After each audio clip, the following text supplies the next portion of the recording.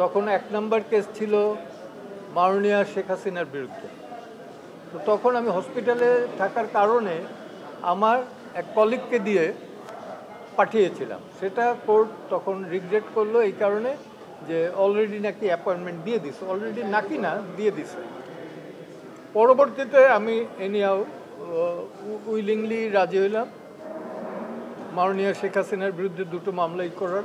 কিন্তু প্রথম মামলার জাজমেন্ট বের হওয়ার সাথে সাথেই দেখলাম ইউটিউবে যে মাননীয়া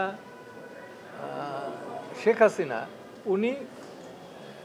উনি যেটা বলছেন সেটা আমি যেটা পাইছি সেটা হচ্ছে উনি বলছেন যে এই এমনই একটা হইল সেখানে জেডাই খান পান্নার যাওয়ার কথা ছিল কিন্তু সেও যায় নাই। আর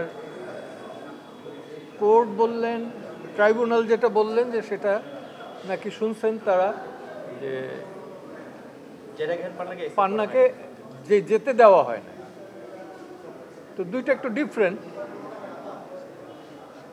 আর দ্বিতীয়ত বলা হলো যে আপনি যে পরবর্তীতে রিগ্রেট করলেন, আমরা রিগ্রেট করছি, লেখা আছে সেখানে যে আমার ব্যক্তিগত এবং শারীরিক কারণে আমি মাননীয়া শেখ হাসিনাকে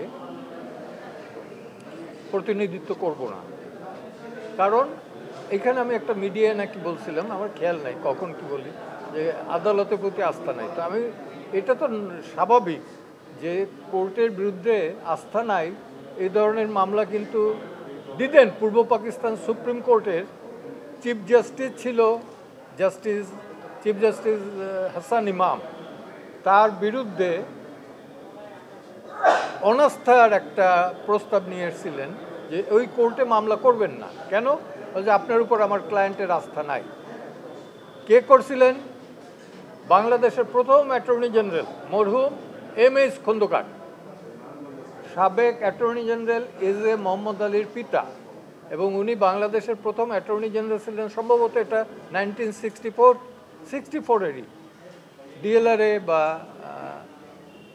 পাকিস্তান ল রিপোর্ট জার্নাল এগুলোতে পাবেন আপনারা। সেখানে সেই মামলায় একটু বড় হয়ে যাইতেছে। কোর্টে বলছে যে আমার যে পজিশনটা হলো একদিকে এই প্রসিকিউশনের দেখাই বলছে যে ওনাদের বাহিনী, এবং আরেকদিকে হলো যে আওয়ামী লীগের যে সাপোর্টার, তাদের দুই দিকের যে উক্তি তা তো আমি স্যান্ডউইচ হয়ে গেছি। আমার বক্তব্য ট্রাইব্যুনাল কতটুকু, ট্রাইব্যুনাল না টোটাল বিচার ব্যবস্থা এটা কতখানি আস্থায় আছে কি না আছে এর সবচেয়ে বড় সাক্ষী আপনারা তো সমাজের আয়না। আপনারাই বলতে পারবেন যে মানুষ পুলিশ এবং বিচারের দ্বারস্থ কখন হয় এবং হয়ে তারা সন্তুষ্ট কিনা। না না না না no no no no this is not the same thing. আদালত কি বলছে এটা আদালতের বিষয়, আদালত যেভাবে করবো। হ্যাঁ হ্যাঁ আসতে চাই।